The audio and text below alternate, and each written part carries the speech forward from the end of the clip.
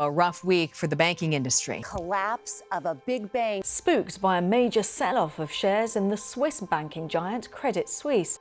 By now, you would have heard of the chaos that has shaken the banking industry.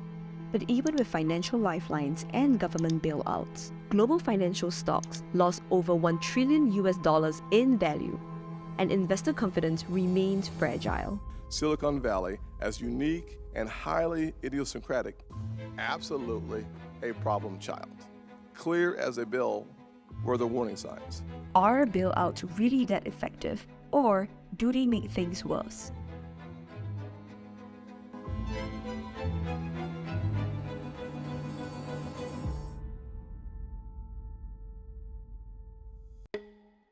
Credit Suisse and Silicon Valley Bank both received government bailouts within a couple of days after their initial fallout. But how does the government decide whom to bail out? Usually, they go by something called too big to fail. They'll decide they're so big that is systemically important. It's going to hurt the whole economy if they fail. That was Rob Curran, BT's US correspondent. Rob is covering the banking crisis from a US lens, and he also reported on the financial crisis on Wall Street 15 years ago. The last major run on the bank happened to Washington Mutual Bank and sent shockwaves all over the world. It also took place in a 2008 financial crisis, which led to a global recession. So what exactly is different this time round? The 2008 financial crisis, they talked about black boxes in the banks. So they were making these derivatives. Nobody knew who owned the other side of the derivative, who was in the trade. This time around, it's the plain vanilla deposit accounts that people are emptying out.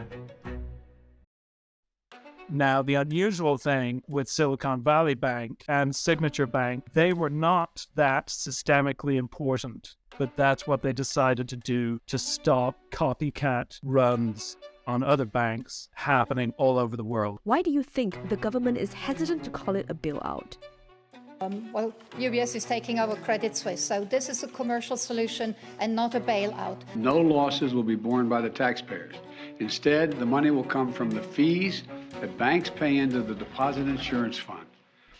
The US and Swiss governments went out of their way to emphasize that they are not bailing any banks out. Why? It's an imperfect cure. We're socializing these losses. The regulators know that people will be upset if Credit Suisse bankers are sitting on these huge bonuses paid out only a few weeks ago. And Credit Suisse took extreme risks in markets, lending tens of billions of dollars just to bet on stocks. And Silicon Valley Bank overhedged on long-term bonds which were devalued after the Fed raised rates. There was some reckless behavior there, and by bailing them out, the message the governments are sending is you can have your fun and, take these risks, and we'll be there to bail you out no matter what you do. The issue of moral hazard aside, there are real consequences to bank bailouts too. Typically, bailouts lead to some losses. In the case of Credit Suisse, the biggest losers were holders of the bank's AT1 bonds. $17 billion worth of these bonds became worthless overnight after the Swiss government decided it would activate a clause that would allow the bondholders to be wiped out. Banks are now kind of in survival mode, so they're going to pull in their horns. They're going to lend less to business. They're going to make it harder for middle-class people to get mortgages. And so just by doing that, slowing lending activity, that alone could bring on pretty bad recession. This spells trouble for the global interconnected economy.